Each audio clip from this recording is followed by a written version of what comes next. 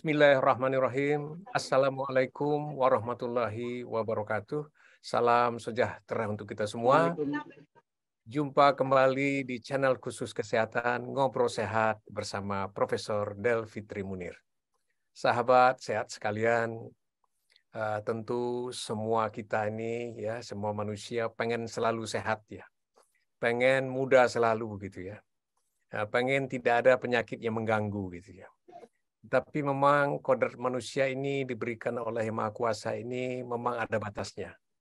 Mulai dari masa kecil, masa muda, dan masa tua. Kemampuan tubuh kita ini dari masa kecil dan masa muda dan tua tentu berbeda. Ini sangat erat sekali hubungannya dengan pertumbuhan dari tubuh kita. Dalam hal ini tentu pertumbuhan sel. Semua organ tubuh kita ini terbentuk dari sel-sel. Makin bagus pertumbuhan sel tubuh kita, tentu makin sehatlah sel itu. Contoh saja kulit kita, ya, dibentuk sel baru, kemudian ada sel lama yang umurnya tertentu, dia akan mati sendiri. Keseimbangan sel inilah yang membuat tubuh kita ini, kulit kita selalu bagus nampaknya. Nah, makin bertambah umur, maka kematian sel ini tidak seimbang lagi dengan terbentuk sel baru.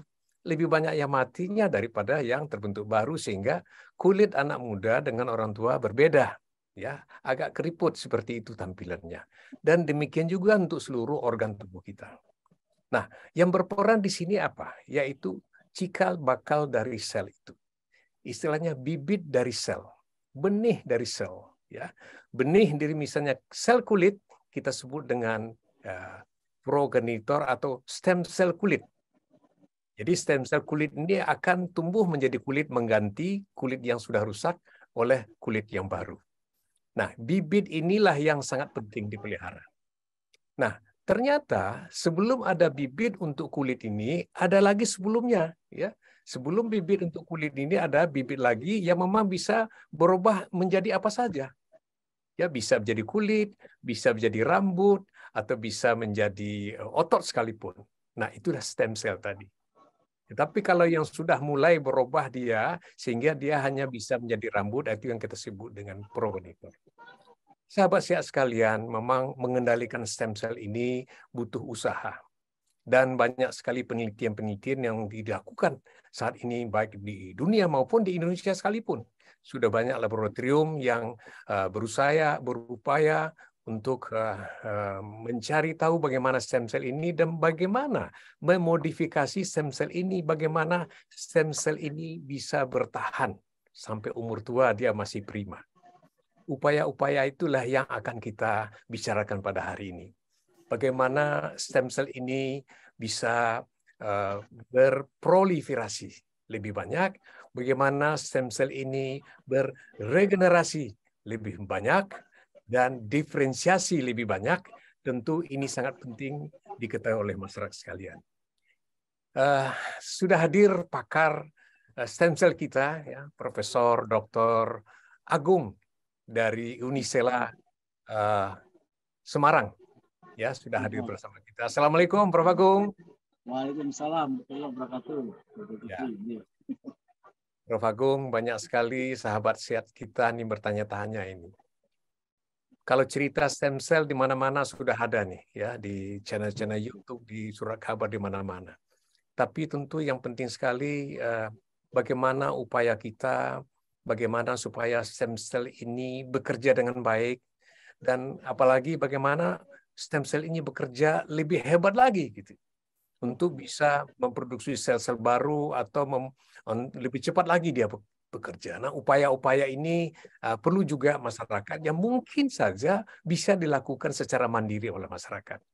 Prof. Agung, saya tahu Prof. Agung banyak sekali melakukan riset-riset mengenai stem cell, dan saya tahu Prof. Agung banyak melakukan penelitian stem cell, menumbuhkan stem cell dalam kondisi yang hipoksia. Nah, sahabat sehat sekalian, kita tahu hipoksia itu apa? Yaitu udaranya kurang dari normal gitu.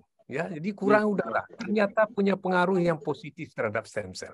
Silakan Prof. Agung, bagaimana ceritanya hipoksia stem cell ini? Ya, Prof. Terima kasih. Bismillahirrahmanirrahim. Saya kira betul sekali, Prof. kita di stem cell itu tidak hanya melakukan regenerate saja, melakukan proliferasi atau membangun jaringan tubuh, namun yang jauh lebih penting adalah bagaimana meningkatkan power of the cell-nya. Nah, ini penting, Bro. Power of the cell itu ternyata bisa kita tingkatkan ketika kalau di laboratori kita melakukan rekayasa dengan membuat kondisi hypoxic. Nah, dengan kondisi hypoxic yang under control, yang kita bisa jaga mulai dari kadar oksigennya, kadar pH-nya, ternyata yang terjadi justru terjadi peningkatan power of the cell tadi secara signifikan. Ini yang menjadi kajian kami beberapa tahun terakhir, karena memang terjadi peningkatan kemampuan tersebut. Saya kira demikian, Pak. Setuju tuh, memang terjadi peningkatan. Jadi artinya kita biasa di laboratorium kita akan menumbuhkan stem cell ya.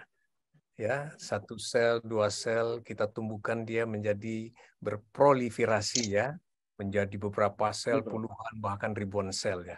Nah, sekarang bagaimana ya? Pertama, bagaimana Prof. Agung melakukannya hipoksia ini, oksigen yang kurang ini, dan dampaknya pertumbuhan dari selnya bagaimana, Prof. Agung? Ya, dulu kita berpikir begini, Prof. Logikanya ketika kita buat kondisi tubuh kurang oksigen, dengan demikian dalam tubuh kita mengalami hypoxic, level seluler terjadi stres. Kita dulu berpikir akan terjadi kerusakan damage karena dilakukan stretching. Namun ternyata setelah kami lakukan eksplorasi, hypoxic yang under control tadi kita uji mulai dari kadar 1%, 2%, 2,5%, 5%, kadar oksigen hingga di kadar lebih jauh lagi CO2-nya tadi. Maka yang terjadi tubuh atau seluler ini, stem cell ini melakukan optimasi secara dirinya. Jadi dia bisa mendetek pada kadar di angka 5% CO2 akan terjadi pelepasan sepron, shock protein, atau mungkin kalau kita di apple to apple dalam kehidupan sehari-hari, kalau kita distress, kita mengalami stres, namun stres itu bisa kita kelola, tidak terjadi prolong, stres itu secara adekuat menimpa tubuh kita, maka seluruh tubuh kita merespon, meningkatkan adrenalin, suka kita dengar itu. Kalau dalam bahasa molekuler kami namanya sepron, itu terjadi pelepasan secara tinggi sekali. Lebih jauh, pelepasan protein yang begitu banyak yang disiapkan, saya kira, untuk melakukan fungsi survival. Namun protein tersebut dalam keadaan tidak berfungsi, ya, disebut unfolding. Maka sepron tersebut melakukan fungsi folding untuk menjadi protein fungsional. Namun pada hipoksia yang terkontrol tadi, karena kalau dia kelebihan, justru akan terjadi exhausted, kecapaian, dan terjadi kematian. Sebaliknya, kalau kita berikan hypoxicnya yang rendah sekali, justru tidak terjadi peningkatan juga. Nah, di sini memang hasil kami yang kami patenkan tadi, hypoxic yang under control akan membuat tubuh kita mengeluarkan power of the cell-nya lebih signifikan. Ya, baik. Jadi Prof. Agung sudah meneliti mengenai hypoxia yang terkontrol ya, sehingga memang menghasilkan proliferasi dari sel stem cell yang maksimal ya, sehingga ini bisa dilakukan untuk secara umum ya, untuk apa saja dalam hal pengembangan dari stem cell ini, melakukan pengurangan atau hipoksia ya daripada kadar oksigen. Nah, kira-kira kan di tubuh kita ini, Prof. Agung, ya kan ada stem cell yang selalu tumbuh ya. Stem cell yang ada di tubuh kita ini yang selalu tumbuh, apakah di sum-sum tulang, atau apakah di jaring lemak atau di kulit, di mana saja tumbuh ya gitu ya. Tentu akan demikian juga halnya, Prof. Agung ya. Artinya dalam tubuh yang dalam keadaan yang memang kekurangan oksigen, tentu juga akan direspon oleh semua stem cell yang ada di organ tubuh kita. Begitu, Prof. Agung ya? Ya, betul, Prof. Karena yang kita sebut tadi endogenous stem cell, Prof. Memang dalam tubuh sebenarnya mereka terstorit dalam keadaan yang hypoxia. Di sumsum tulang, di bone marrow itu kadarnya memang di matriks itu kurang oksigennya. Demikian juga di beberapa jaringan tertentu dia memang kurang oksigen. Sehingga perlu mungkin ya kita perlu eksplorasi lagi kalau di hypoxikian pada kondisi tertentu mungkin terjadi peningkatan lebih signifikan lagi. Ya, baik Prof. Jadi memang kondisi stem cell kita di tubuh kita ini memang di tempat-tempat yang memang oksigennya kurang ya gitu ya. Betul, hypoxik betul. Ya, artinya tentu dampak yang kita harapkan tadi, kalau memang kita juga berada dalam keadaan oksigen kurang, contohnya ya, kita berada di ketinggian gunung ya, kan kita tahu bahwa oksigen di gunung yang tinggi berkurang ya. Kita dulu kan cemas ya, kurang oksigen akan merusak badan gitu ya. Tapi dengan adanya teori ini berarti tidak juga merusak, bahkan jadi positif, begitu Prof. Agung ya? Iya, kalau tadi Prof, karena riset ini pisau bermata dua, Prof. Ya. Kalau kami naikkan hypoxia tinggi dan prolong lebih dari 24 jam, 48 itu terjadi damage. Jadi sebaliknya pada tubuh kita, kalau kemudian hypoxia itu kita bisa kontrol, respon tubuh kita mampu melakukan adaptasi secara baik, saya kira yang akan terjadi peningkatan power of the cell lebih tinggi. Paling nggak begini, Prof. Kalau stem cell yang di sumsum tulang atau di sumber utama itu memang dalam kondisi hypoxia, namun pada bagian-bagian jaringan kita, mulai dari epidermis di kulit, ya, kemudian di folikel rambut, kemudian di bagian jantung juga ada, di liver juga ada. Saya kira kondisi ini begitu kita hypoxikan tubuh kita, saya sangat yakin pada area tersebut juga akan terjadi peningkatan power of the cell ketika kita lakukan hypoxia yang kontrol. Yang Prof tadi sampaikan daerah dingin, daerah gunung, mungkin atau daerah atau hypoxia cara lain mungkin. Saya kira setuju Prof akan terjadi peningkatan power of the cell. Ya. Jadi saudara-saudara kita yang tinggal di gunung ya, yang ketinggian ya, seharusnya memang saudara-saudara kita itu memang stem cell-nya tentu jauh lebih bagus ya berkembang daripada kita yang berada di bawah ya. Tentu ya dampaknya juga harusnya ada ya. Lebih awet sepertinya orang-orang yang tinggal di gunung daripada yang di kota. Seperti itu Prof. Agung ya? Seharusnya demikian Prof. Karena kondisi hypoxiknya terukur terus mereka. Ya. Baik, kita ingat cerita-cerita silat ya.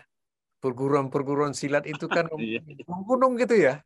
Ya, nggak tahu kita mungkin ya nenek moyang kita ini mungkin sudah mengkaji juga bahwa latihan silat olahraga itu makin tinggi makin bagus. Memang ternyata memang di tempat tinggi ya, dengan olahraga lagi ya, kemudian dengan oksigen yang berkurang ya, tentu dampaknya ternyata memang secara ilmiah memang benar ya. Itu Prof. Agung ya. Betul, Prof. Ya. Sahabat sehat sekalian, ya kita dapat masukan yang sangat berharga sekali ya, bahwa kita berolahraga di gunung, sering-sering berwisata ke puncak gunung. Ini sebetulnya bukan untuk meningkatkan kesehatan dari kejiwaan kita, tetapi secara jasmani, terutama untuk stem cell, cukup bagus ya berwisata ke gunung-gunung. Apalagi di sana berolahraga juga sedikit ya, naik sepeda atau apa saja yang bisa dilakukan. Tentu ini akan bermanfaat untuk kita semua. Prof. Agung, terima kasih atas masukannya. Ini Mudah-mudahan ini dapat pencerahan untuk masyarakat kita. Di laboratorium tentu ini penelitian akan jalan terus ya, karena berlebihan sekalipun oksigennya kurang akan merusak juga Prof. Agung ya. Iya, Bro. Ya.